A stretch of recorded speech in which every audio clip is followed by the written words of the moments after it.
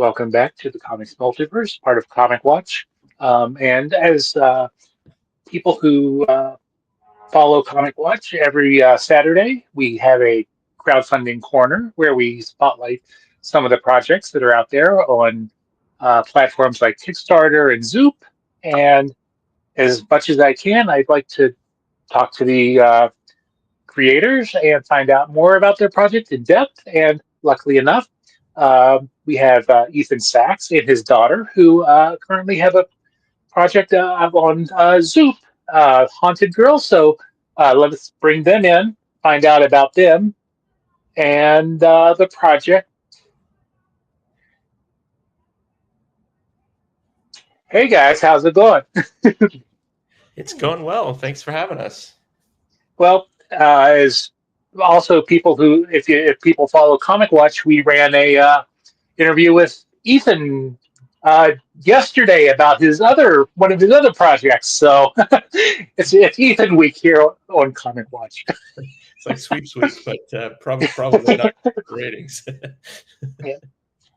And Ethan and I we've talked before back during that time of the pandemic when you were writing the comics for AWA. How are you doing, and how are both of you? And why don't you introduce yourselves? Okay, well, I'll start. For those of you who don't know me, my name is Ethan Sachs. I'm a journalist turned comic book writer, probably best known in the world of comics for Old Man Hawkeye, a bunch of Star Wars titles, including Bounty Hunters. And about in October 2023, my daughter and I launched a book called with Image, a series with Image called A Haunted Girl, which was collected in trade last year. And A Haunted Girl is very much inspired by the real life mental health struggles that my daughter went through, the hospitalization for depression and suicidality. And we teamed up with the American Foundation for Suicide Prevention and the American Psychiatric Association. So we had resource guides in the back.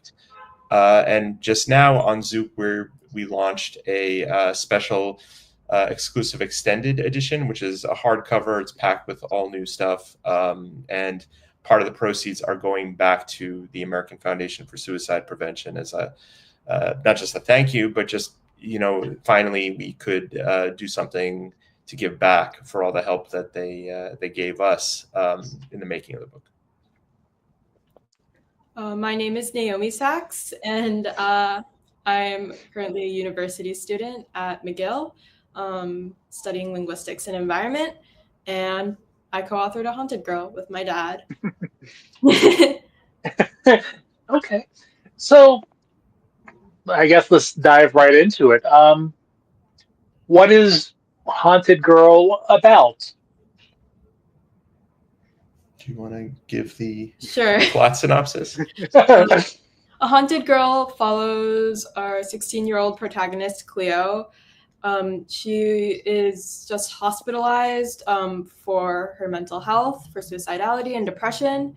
And she is balancing now, after she's been released from her hospital, she's balancing reintegrating back into school, while also there are supernatural forces at play. So she has to deal with supernatural forces and also reintegrating into school all at the same time and balancing her mental health on top of all of that. So, and the story behind the story is, while I was writing Star Wars Galaxy's Edge, #2, my daughter went through a acute mental health crisis. Who was hospitalized in her freshman year of high school. This was back in 2019. And at the time, it was kind of scary stuff, depression and suicidal ideation. And so I kind of wanted to come up with a story that would inspire her and others to sort of basically to want to live and to seek help and know that they're not alone and all of that. I didn't really have much of an idea at the time. I just wrote down a line in a reporter's notebook. The fate of all life on Earth rests with a girl who doesn't know if she wants to live. And I contacted artist Marco Lorenzana, who's just amazing. I worked with him on a few things before. And so he's the other part of our creative power trio. And so just in the course of trying to get this book made, and we were very close to a publishing deal in February of 2020, and then March of 2020 happened. So, but the silver lining on that mushroom cloud was that it took so long to sort of get a publishing deal that parallel to that, my daughter was getting to be in a better place, therapy, medication, personal growth. And so I asked her if she wanted to co-write it with me. And so, we not only teamed up with Marco, but colorist Andre Mosa and letterer Jaime, and sort of professional name like Madonna. So we were, it lent it this authenticity and this like lived experience that I would not have been able to do without my daughter. Yeah, I was reading looking at the first issue, and I know in the back of it you have like a kind of note saying that you were sitting in the hospital, kind of when everything was happening, and you kind of got the basis for the idea. How hard is it for both of you to kind of I don't know if I don't know, relive that time or draw from how hard was that for you guys to draw from that time to put aspects of it into the story? It was definitely emotionally intense at times. I think going into it, I wasn't like fully like, I don't know, I didn't think it would be as hard as it ended up being, because it was like, oh, it was so long ago. And then when you like actually like mine deeper into like the memories and the emotions, it still hits really intensely. So I definitely did need to like take breaks at times, especially during some of like the more intense scenes. Definitely needed to like take breaks, get some fresh air kind of thing. But I will say that one thing that was like really cathartic about it is that I think at the time when it was like so early on in like my mental health journey, I didn't have a lot of like, I wasn't really able to clearly express how I was feeling. I didn't really have a good vocabulary to like just express what I was feeling. And I do think that like with time and therapy and like, I don't know, introspection, I was able to like express myself more clearly. And so it was intense, but I guess there was something cathartic about being able to kind of, I guess, put words to like the feelings I couldn't describe earlier. I think for me, I was all into the sort of the mission behind it. So for me, like I found it very cathartic, and I found it, I did not find it as difficult. I think what I was worried about was Naomi knowing what she was getting into by agreeing to join. And, I told her early on, like when you apply for a job and someone Googles your name, that is going to be the first thing that comes up is your very private, or not private is not the word, because obviously it's no longer private, but personal, your very personal mental health journey. And so if you say yes, you have to really in the marrow of your bones believe that this is something you're doing for a cause, and you have to believe in that cause. And I also thought personally that telling your own story gives you, like, it's much better to own your own story. So you're the one telling that story. But she had to believe it, because I wasn't the one putting myself out there in that way. So I was a little nervous that she would know what she was getting into, like not just, oh yeah, that sounds cool to make a comic book or something like that, but she knew like what she was potentially sacrificing, anonymity or whatever, to do this. And so she seems to have no regrets. Yeah. So, as a father myself of he's 8 years old at this time. How was it, Ethan, working with your daughter and kind of getting to, I guess, to know her on this level and more about, how she felt during this situation? I don't know if that's kind of a clear question or not. Yeah, no, it makes sense. I think it was a great experience. I didn't really worry too much about, like, I knew I would be the taskmaster to get deadlines, to hit deadlines, because, this isn't something like, once we had that deal, we had to deliver scripts to Marco and deliver pages on time, and and all that kind of thing. So I did not necessarily, like, I knew I could help nudge her in that right direction. I didn't necessarily know how the creative push and pull was going to go, and I also didn't know how it was going to affect her. And so that was something that we had to sort of discover along the way. But I think it worked great. There was something very fulfilling about, aside from the project itself, about working with your kid on something creative. It's not quite the same thing, but my dad, may he rest in peace, was a dentist, and I remember as like a 6-year-old, for like, he made a Dracula costume, and my mom sewed the cape, and he made like molded vampire teeth, and how excited he was to sort of help me with that, cosplay, I guess, for, I can't remember if it was Halloween or something else. So just I remember as a 6-year-old how cool it was that my dad took that interest, and, like, I guess, so this was on an even much larger scale. Naomi, how about you? How was it kind of feeling, I don't know, I guess opening up to your dad about, what you were going through? I definitely feel like, I mean, we lived in the same house, well, obviously. We, like, I guess, but, like, living under the same roof for, like, so long, I don't know. It didn't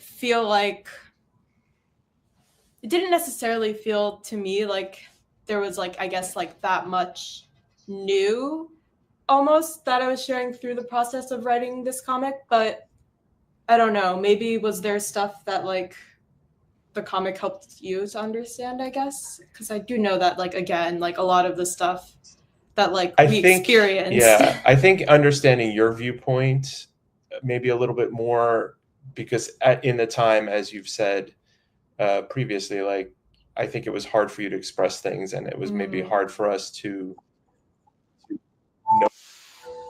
I don't know where that is coming from. Is that me? The music? That's not just in my head, right? No, I heard it. Yep. I don't know what it is. I don't. Yeah, that. Can you hear me? Yes, I can. Oh, apologies. Yeah, so No. I don't know why a YouTube thing popped up and was playing. I probably have something open somewhere that had an ad or something. I apologize. Nope, no worries. So I guess just getting back, I think, so some of it was insightful, like, because we didn't know what was going through her mind in the moment. She definitely, over time with therapy and just the healing nature of time, and us learning how to maybe parent a little bit better, she was able to, like, in later years, open up a little bit more. But in the moment, sort of seeing maybe some of her perspective, I guess, was new. So, kind of talking about the series now, who are the main characters, and how much of both of you are in the two characters that we are initially introduced to? Well, the main protagonist, Cleo, I will say Cleo is originally, like, my dad's creation. He created, like, much of the plot, like, before I came on board. But I definitely think that, we go through a lot of, like, similar experiences, and definitely the struggles with, like, depression and anxiety are similar. And I mean, my dad can, like, talk more about this, but, like, there are certain things, like, I don't know, she had a sports related injury that, like, made her, like, have to stop her sports. And, I went through a similar thing. And so there's, like, a lot of, like, I guess, similar factors and definitely similar experiences along the way. But I also tried to give, like, Cleo her own personality and her own quirks. And while our, like, struggle is like the same. Like I wanted to give her her own personality and not make her too much like me, I guess. So for Cleo, I basically designed a template that she turned into a three-dimensional character. So like there were some things that I wanted my daughter to recognize. So like my daughter, she's half Japanese. Like my daughter, she was very involved in sport. In Cleo's case, martial arts. In my daughter's case, figure skating. Most importantly, like my daughter, Cleo struggled to reintegrate into school after hospitalization. So I wanted the character to be recognizable to my daughter, but I didn't want the character to be called Naomi and to be Naomi. A lot of the other characters don't have that close relationship to a real life person. They're more like even her adoptive father is not necessarily based on me, although some things he says and regrets saying came out of real life, but like a lot of them are archetypes. As an example, the principal, we had a very nice principal in her school. It was just sort of saying things that we heard in bits and pieces from elsewhere. So I think except for the main character, Cleo, a lot of the other characters are more representational of experiences rather than based on a specific person, including myself. The other thing too is like I didn't write my wife out of it. Like we just simplified because there was also a plot purpose. Like she has to be, and some spoilers here, she has to be the last descendant of this ancient line that can save the world, essentially. And in order to do that, she couldn't know her real lineage for a while. So that meant that she couldn't have her real parents. So that meant that she had to be orphaned, which meant she needed an adoptive parent, and in this case, a parent that has a direct connection to her real mother. And so there were all these plot elements that, were like dominoes that led to sort of some of the characters. So there was like nothing, like he doesn't necessarily, like he wasn't me putting myself into it or anything like that, Gus. But, a lot of what we went through is represented by certain characters. And sorry if we look distracted. Our cat is behind the laptop now and shaking the laptop. We're not, there's no earthquake right now in New York City. That is just a cat causing trouble. Well, I was going to say, because if there was an earthquake, we'd probably fill it up here in Albany too. So, but so as you guys were going through the process of writing this, or after you were done, did you learn anything about yourselves or each other that you didn't know before, or that you had a better understanding of? Well, I'll jump in. I think not so much during the creative process, but sort of afterwards with everything that's come with this book. I've been very impressed about how honest and open Naomi has been discussing this stuff in like television interviews for CBS News, in magazine interviews for like People Magazine, and comic conventions, comic book store signings, and talking in front of New York Comic Con, a few hundred people.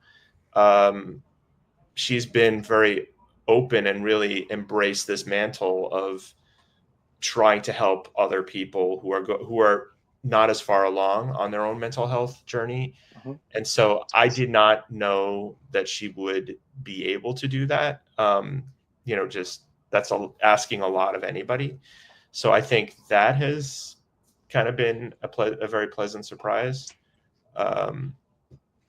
She's also been pretty professional about doing the work, because it isn't just, I don't want to say it's not fun. It is, of course, fun, but there is work that has to be done in order to get scripts in time, to get outlines and to get scripts. And we're actually doing a sequel, which I can tell you a little bit about, but now we're at the outline stage and it's just starting the writing process. And so like that has to be done so that we can get Marco up and running and all that kind of stuff.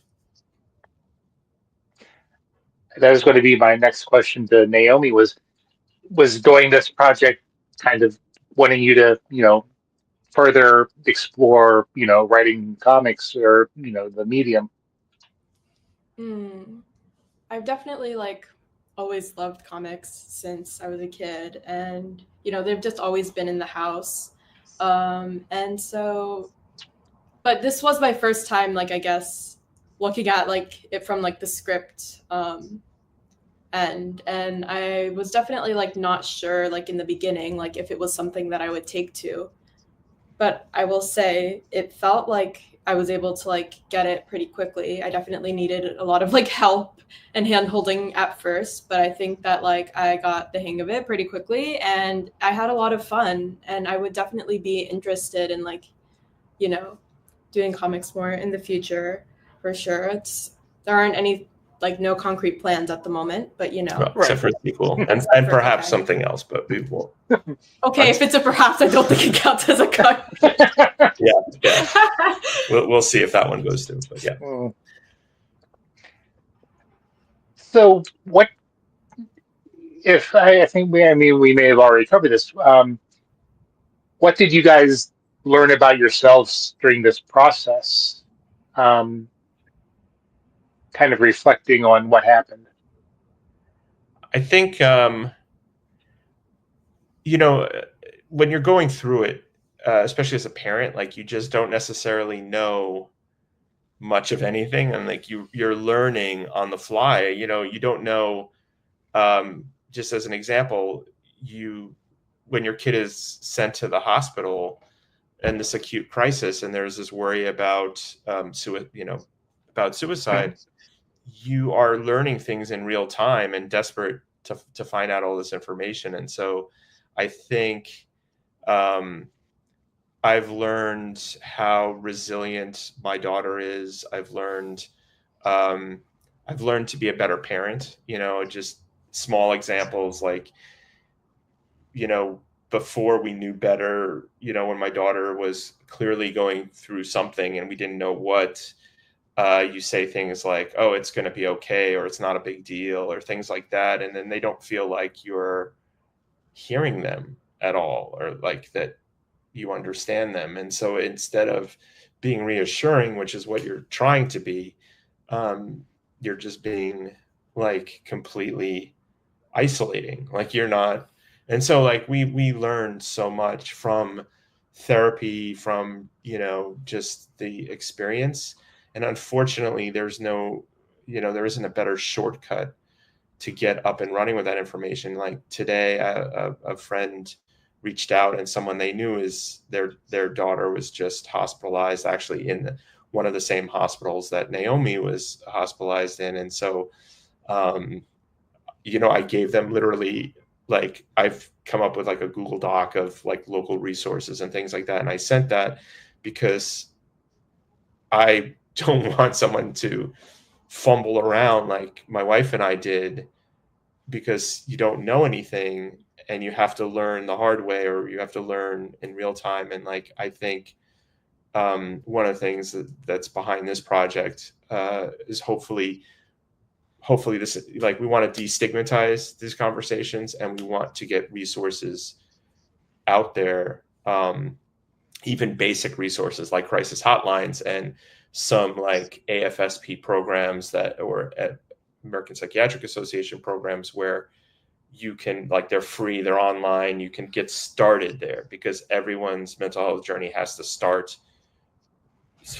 before it can continue, and so that's our hope. And I think part of this process has been us learning too. And so where we are at the end of, from the start of when I wrote down that line in the notebook into where we are now is a much different place. And so I would love to make as much of a shortcut for other people to get there faster.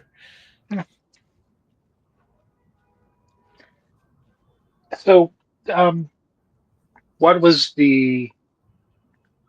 why go with Zoop? I mean, I love Zoop. They, have some, great projects, and it's a great platform. What was it about Zoop that made you, go with them as a platform for the project? Well, for starters, I met Jordan at in San Diego with my friend Joe Casada.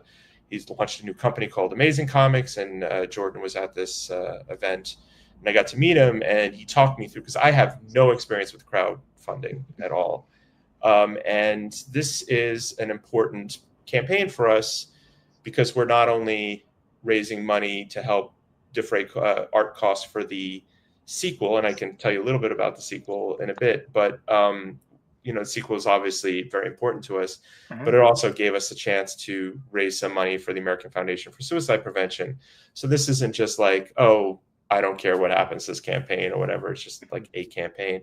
It's very important to us personally. And so talking to Jordan and later Eric, the people who run Zoop, they are basically handholders. Like, they hold your hand through every step of the process. They handle fulfillment. They know, like, they have a printer ready to go for a good, strong hardcover, because this is also like a dream edition for us, because it's not only a hardcover. We're going to have, a reprint of the People magazine feature. That was like a big thing for us. We got rights from People. We have a How to Draw the Main Character by Marco Lorenzana. We're going to have parts of the script, parts of the layout, parts of, finished inks and colors. And so you can see how the comic book kind of comes from start to finish, and some other sort of extras. So it's going to be like a really nice addition. And also we want to raise money for the AFSP on top of that. So putting a lot of trust into a place, and just, having that personal connection after meeting Jordan was a big deal. Like, I trust them to handle our baby, Mm-hmm. So besides, a great story, what do you hope people, who read this take away from it?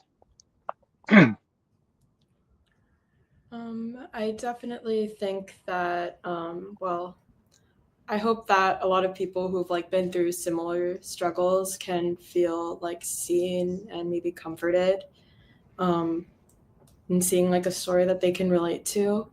And I guess I also hope that for people who are maybe like going through similar struggles in the moment, and maybe want to reach out for mental health help, but they don't know how, or they don't know what like mental health help looks like.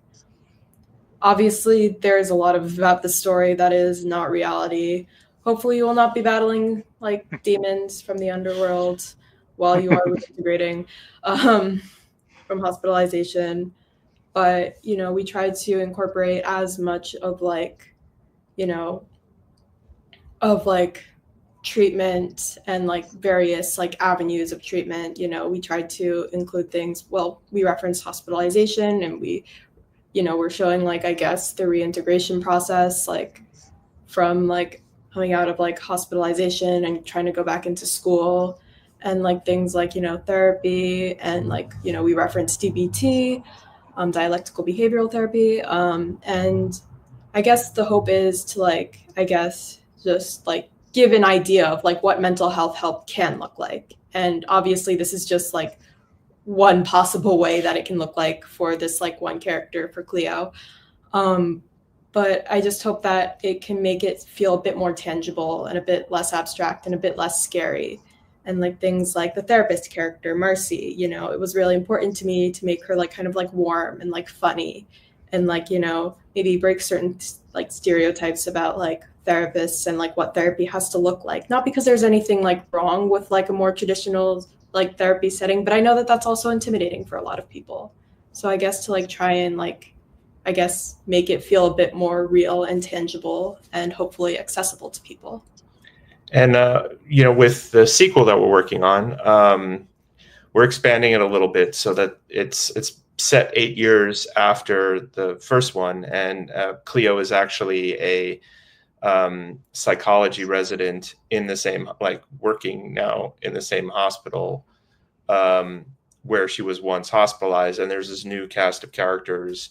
So it's more of an ensemble, like a Stranger Things style of ensemble of teens. And that's allowed us to branch out a little bit in terms of the diversity, both in terms of the diversity of the cast and diversity of some of the mental health struggles that they're so like we're going kind of bigger in our desire to represent more people and what they're going through. And we also didn't want, so Marcy, I'm sorry, Cleo is more of sort of a Yoda type mentor character. We didn't want her to be the superhero that battles the monster of the week. We wanted to show A, that she's progressing, and B, that, you know, there are, you know, other kids going through similar but different struggles are going to have to kind of find their own inner strength the same way that she once did. So we're and this is in consultation with experts and stuff like that. So we're like, we're going big and hoping, you know, to just reach as many people as we can and inspire as many people as we can. So as we begin to wrap up, because I don't want to keep you guys too long, if you want to give one final pitch for the campaign, I'll give you a chance to do that. I mean, not that we haven't been doing that, but well, so every time you basically commit to ordering a copy of this wonderful hardcover edition, which will have all the story plus a whole lot more in the volume, you're also contributing money that's going to go directly to the American Foundation for Suicide Prevention, as well as to help us with our goal of getting a sequel out there. So May is Mental Health Awareness Month. We couldn't think of a better time to launch a campaign. And if you can't help yourself, I totally know these are hard economic times, and we do appreciate that. Anything you can do to help share that this campaign is out there. And also, if you know somebody who is going through similar struggles, or maybe their kid is going through similar struggles, please let them know that this book exists.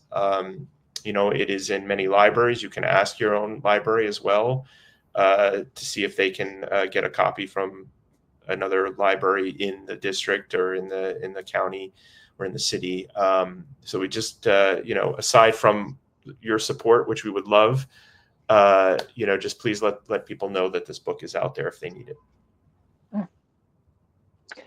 Naomi, do you want to add anything to that, or is that good? I think he covered it. So, Ethan, do you? I know you have other stuff coming out. You have Dark Honor, which, like I said at the beginning, we did a written interview about, and I know that you recently did another foray into the Star Wars universe in a book that I couldn't get. Yeah. I'm all ready for the plugs. Yeah, so this is the first issue is already out, and the second issue comes out in July. But this is a Star Wars hyperspace stories Codebreaker, which stars Poe Dameron and everybody's favorite droid, BB-8. And it is just a fun all-ages romp. Unlike my Bounty Hunters title, I'm less likely to kill a major character, so you can go in not being worried about being traumatized. It's just a lot of fun. It's set just before The Force Awakens, and it's pegged to the 10th anniversary of that movie. But it's just a self-contained, fun adventure story. And then Dark Honor, which comes out next week from Image Comics, is it's an amazing story that I cannot take credit for. It comes out of a movie script from a pair of filmmakers, Brian Jacobulis and K.S. Bruce. They did this movie called Trust and this movie called Manhattan Night. I believe they're both on Netflix, or one is on Amazon Prime. Worth your time. And it's just like, it's a crime story set in New York in the very beginning and deadliest days of the pandemic, which is just an incredible premise. That's what hooked me.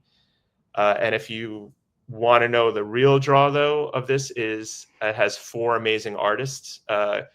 basically that was the way we were able to get them all, because they all are, work for like the big two and other places. So we were able to get them for individual issues. But we have Fico Asio, Jamal Eigel, David Messina, Gabriel Guzman. I call them the Ocean's 11 of artists. So it's kind of appropriate for the story, but just, it looks breathtaking. And so definitely worth the bucks just to read that one. And didn't you do a Star Wars thing for Star Wars Japan? Yeah, I mean, I just came back fairly recently from Star Wars Celebration. I moonlight on the side for StarWars.com, so I have my first articles for them, and some other Star Wars thing in the works that I can't talk about. I have a few things in the works that I cannot talk about, but I believe they'll all be announced within the next few months. So yeah, stay tuned. And so I'll be back on the show maybe next week. I don't know. Hey, any hot takes on Andor? I mean, you know what, the best thing was I saw it early, like on my laptop with, when you have to, because I had to see it for StarWars.com, and you have your email address across the screen. So it's like not the best cinematic way to see it, but I did get to see it early. I think it is one of, the best Star Wars stories ever put to film, TV, page, anywhere. It is so resonant in this moment in history. I'll betray my left of center political values, but it is really resonant and they're welcome here. Yeah, and adult and nuanced and just an incredible. I mean, they made me care about Cyril and Deidre. Like how that takes some serious writing jobs. Don't tell me. I still have a few episodes left. Okay. No, I mean, if you don't care for them by now, then I don't know. They'll win you over. But yeah, it's somehow it's just a wonderful series, and that I'm not betraying anything that you don't know already, but that it goes directly into Rogue One, and Rogue One goes directly into A New Hope. And I've seen someone compare it to the Genesis trilogy of Star Trek, and I think that's a great comparison of just, it's at some point when you have 2 days to yourself, you're going to be watching Andor Season 1, Andor Season 2, Rogue One, and A New Hope, just punctuated by the occasional bathroom break and maybe a catheter tube for nutrition, Well, I hear that it's good. I think it's after episode 6 or 7 of Andor Season 2 that you have to do the Rebels, the one Rebels, episode where they rescue or they have to get Mon Mothma to safety. Yeah, but it sort of contradicts. I shouldn't say that, but it kind of it doesn't. Yeah, it doesn't line up. You haven't seen it yet. I feel like it's not a direct. I feel like there's a little bit of retconning going on. Sorry. All right, well, maybe we'll have to. We'll definitely have to have you back to nerd out on Star Wars because you're gonna have to change all your links because I now know how to jump on the show. So he's sick of me after oh god, again. Any shows that you guys are doing coming up or in the works? I'm going to. I think that I'm trying to do the math. I'm doing the Fan Expo in Montreal, which I think is Montreal Comic Con, and then I'm also doing Galaxy Con Raleigh. I don't think I have anything before then, and then I have Rose City and a couple other that haven't been announced. So okay, yeah. Well, if you're at New York City and they deem me worthy for a press pass again, hopefully we'll run into each other. Yes, I'll definitely be in New York because I live here. So I go to the convention even if I don't have anything. And also, some of these projects should be out in the world or at least been announced by then. So I should have something to talk about in New York. All right. Well, I want to thank you guys for taking the time to chat about this project that is very close, to your heart. And best of luck as the campaign finishes up, and we'll continue to follow it over on Comic Watch in our weekly roundups. And thank you guys a lot. Thanks for all your support. Thank you so much for having us. Yeah, it is appreciated. And yeah, I really appreciated chatting with you. I know, like I said, the last time we chatted, it was about the AWA stuff, about the COVID and all that. So, well, we'll definitely have to do the Star Wars chat for a little later, fare. Yeah, yeah. All right, well. Major characters. All right, well, thank you guys very much, and have a great day. You too. Take care. Ah.